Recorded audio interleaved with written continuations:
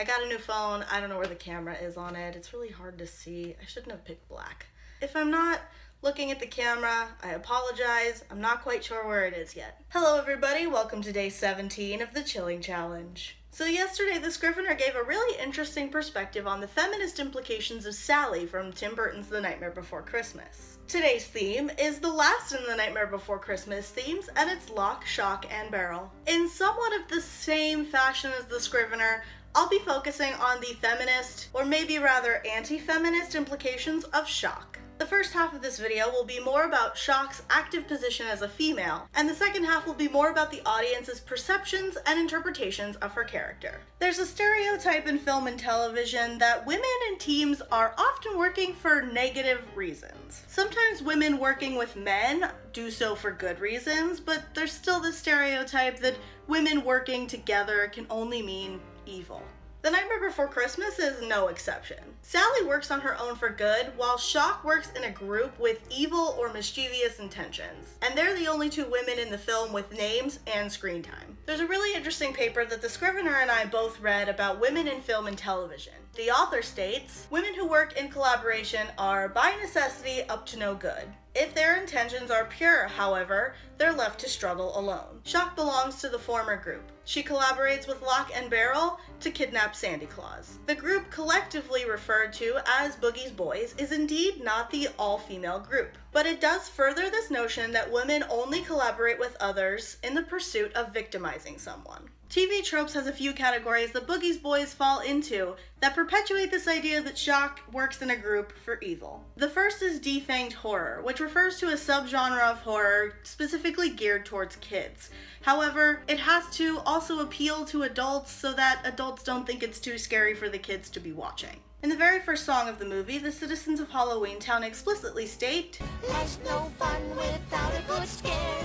That's our job. But we're not mean." Almost all of the residents of Halloween Town abide by this rule. Their gruesome character traits are just a part of their personality.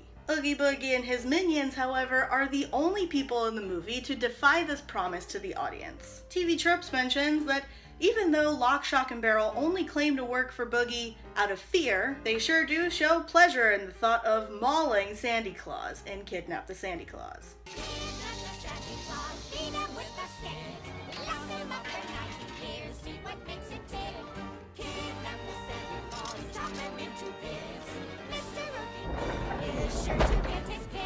Then there are a few tropes that have less to do with Shock being a female in a group and more to do with her being the only female in that group. Because she's a girl and because she's the only other girl in the movie, of course people are going to ship her with anybody that they can imagine, even though she's very clearly a small child. So there's this trope called minion shipping, which is when minions are shipped together in order to try to humanize their characters. This happens when people ship Lock and Shock. I'm not even sure why this ship needs to happen, but I promise you it's not the worst.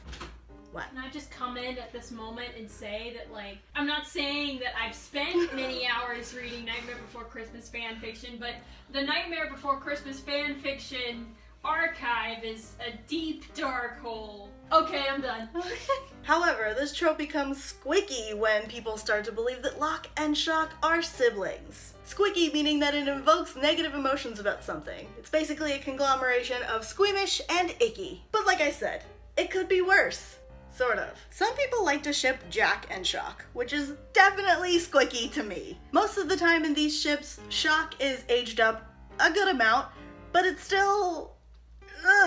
We're still the same people usually pair the spares, which literally just means pairing all of the characters that are left over. Sally usually gets shipped with Barrel, although sometimes Lock, usually Barrel. Those characters are almost always aged up, but it's still squicky, especially when you consider how their master treated Sally. I'm all for out-of-canon character shipping, but these? Really? I mean, I guess it's still better than Sally and Oogie. In the comments below, let me know what your thoughts on this issue are. Thank you so much for watching this video. If you liked it, please give it a thumbs up. If you're not subscribed, please do so down below, especially if you want to keep watching the Chilling Challenge. I'll see you tomorrow with some really fun stuff. Leave a comment with Nightmare Before Christmas fanfiction recommendations.